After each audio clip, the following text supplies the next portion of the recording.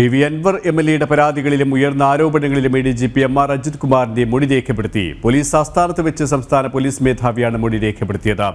4 മണിക്കൂർ നീണ്ട മൊഴിയെടുപ്പ് പൂർണ്ണമായും വീഡിയോയിൽ ചിത്രീകരിച്ചു.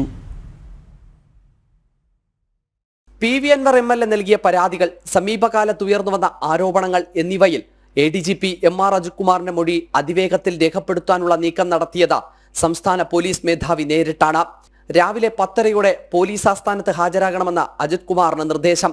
10 മണിയോടെ സംസ്ഥാന പോലീസ് മേധാവി എത്തി. തുടർന്ന് അജിത് കുമാറിന് വേണ്ടിയുള്ള കാത്തിരിപ്പ്. പറഞ്ഞ സമയത്തിനും 3/4 മണിക്കൂർ വൈകി 11:15 ആയപ്പോൾ അജിത് കുമാറിന്റെ വരവ്.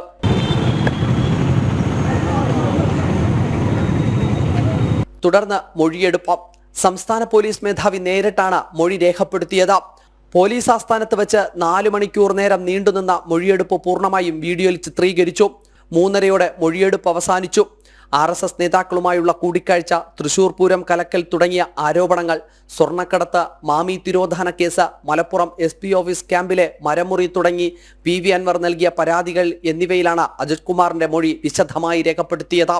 ഇതിനിടയിൽ അജിത് കുമാറിനെതിരെ അൻവർ ഉന്നയിച്ച സാമ്പത്തിക ആരോപണങ്ങളിൽ വിജിലൻസ് അന്വേഷണത്തിന് സംസ്ഥാന പോലീസ് മേധാവി ശുപാർശ ചെയ്തു.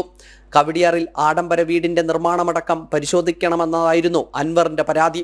ശുപാർശ വിജിലൻസ് മേധാവിക്ക് കൈമാറുന്ന കാര്യത്തിൽ മുഖ്യമന്ത്രി തീരുമാനമെടുക്കും. ജനം, തിരുവനന്തപുരം.